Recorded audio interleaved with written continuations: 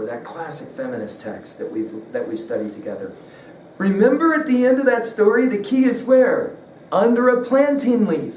Yes, Gilman, of course, is playing an interesting symbolic game, if you know your Paradise Lost. Then 1929, Virginia Woolf's Room of One's Own, and especially we think of Shakespeare's sister and the powerful idea that if Shakespeare had had a sister, Judith, how she would have been treated totally different, even though she maybe would have been just as talented, maybe more talented than her brother Will. 1978, I've mentioned it before in other lectures, Tilly Olson's Silences. It is one of those classic texts that you have to read. The idea is simply a question. Why is it the case that women's voices are so often left out of the canon? The Harvard Classics, where are the women? The great books of Mortimer Adler, where are the female voices? Tilly Olson's brilliant insight, made in 1978, is, who own the publishing houses? There it is. And because of that, women's voices, artistic voices, could be marginalized. Why? Because, of course, they're dangerous. Finally, 1982 is the hallmark year for us with Alice Walker's Color Purple. I've just mentioned a few. I haven't mentioned, of course, Audre Lorde. I haven't mentioned Zora Neale Hurston. There's a whole host of texts that we have to read, as I've made the argument in many lectures. Because why? We're still dealing with these issues of gender equality. We're still dealing with this whole notion of the patriarchy.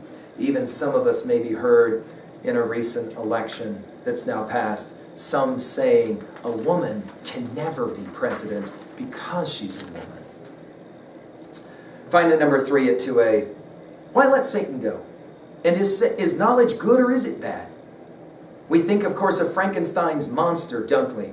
When he's created by Frankenstein, no problems. How does he learn to read? Right, Paradise Lost. Excellent.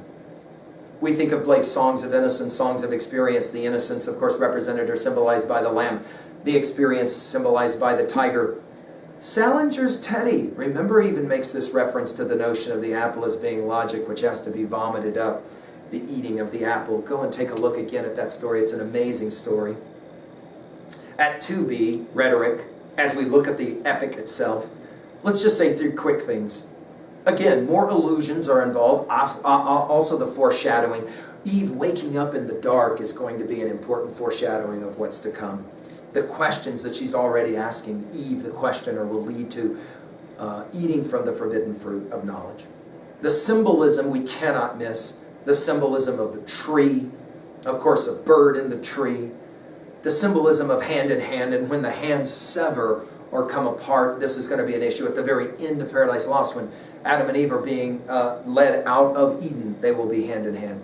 The scales, and this idea of fate and determinism. Is it fate that Satan had to be allowed to leave to come back into the garden to do what it is that he does? Finally, of course, the dramatic effect. We don't want to miss this. The soliloquies that are profound. The influences of Marlowe as well as Shakespeare on Milton are clear. And we're kind of watching. And while we watch, we think, of course, of Aristotle in Poetics. Who do you identify with? Now you're 4 books in, right? Do you have any feelings of fear or pity that coincide with your viewing of this text up to this point? Well, finally, now that we've finished our study up through book 4, we ask some 3B questions and other textual relationships and other world connections. We think immediately of Plato's Republic, which leads to, of course, Aristotle's critique and the creation in many ways of this patriarchy. From there, we go to Chaucer, as we've said, and then finally Shakespeare and Milton to Virginia Woolf and Tilly Olson. The importance of the feminist critique cannot be overstated. This is one of the reasons why I think that a text like this should be read. I've heard people say, Milton is such a misogynist, and the patriarchy is so clearly standing behind all of his propaganda. Why would we read this stuff? To which I will respond, no, that's why we read this stuff. Because you can't argue and consider an idea you haven't experienced on your own. For example, what about utopia and dysutopian texts? I mean, we read that text by Benet called By the Waters of Babylon, a classic text of what it means when technology destroys everything. And of course, how do we get to technology? The expansion of knowledge. We think immediately of Frankenstein. I've mentioned the novel, Mary Shelley's novel.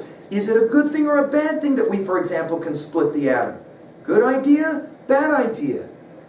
The good and the bad, of course, of modernity. Think about your favorite movies that play this game. Matrix, Terminator, all those end of the world kinds of, the video games that we play that are set with this notion as well. Of course, innocence versus experience, knowledge versus naivete, which is better, and what are your favorite texts there? Think about that Bildungsroman text that we've talked about before, the coming-of-age stories. Dickens, Great Expectations, Oliver Twist. Bronte's, Jane Eyre. Joyce's Portrait of the Artist as a young man. All of them play that game, don't they? Of you're learning stuff. And for example, we think about the classic moment in Joyce's Portrait of the Artist when he becomes aware that I cannot believe this stuff that they've taught me. I can't be a priest because I don't believe. What will I do then, and how will I go forward? Finally, relationship to self at 3b. What are your views of the patriarchy and Milton's argument? Right? For example, we're told if there's evil, don't blame God because humans had to have a choice. Don't blame Adam for this patriarchy, blame Eve, the satanic element in Eve. How do you deal with that? And what are the ways that you come to terms with that notion and the ways in which you understand that this project, this paradigm, Milton's view is still, of course, a powerful view. What about your own understandings of this idea of knowledge? Is it bad? I had a student once with this study who came to me and said, here's the thing I want to know. Is there some things that I could learn about that I shouldn't learn about? That I should stay away from entirely? Because maybe it's dangerous or maybe it's uncomfortable for me. We've made an observation earlier that we move, humans, morally from an egocentric position, what's right is what I believe, only what I believe, it's all about me, narcissistic position, we think of it as satanic, don't we? To an ethnocentric view, what's right is what my culture, my tribe, my family, my religion, my nation, whatever tells me, to finally a world-centric understanding that there's multiple perspectives out there and you have to begin to weigh and understand the different ways that you understand morally what's right and what's wrong. I said it before, we can split the atom, but is that a good or a bad thing? The blessing and the curse of knowledge. Finally, what are your views of hierarchies? There are many who argue the problem with patriarchy is its necessary hierarchy. Remember, organic, natural. And because that's the case, we should crush all hierarchies, and there are no hierarchies. But of course, to say that there are no hierarchies is to posit a certain kind of hierarchical view. Can we get away from this kind of thing? And to what degree are these questions powerful in our own culture and your own culture? Well, that's the end of our conversation with Book 4. Let's move on now to the second part, starting with Book 5. Eve's bad dream. She is going to wake up with a bad dream, and we would call it maybe the beginning of the end with Book 9 finally coming. The drama is there. The tension is there. Can I argue that you want to keep reading this text because there's more amazing stuff to come? Thank you for staying with me for the lecture. I appreciate it.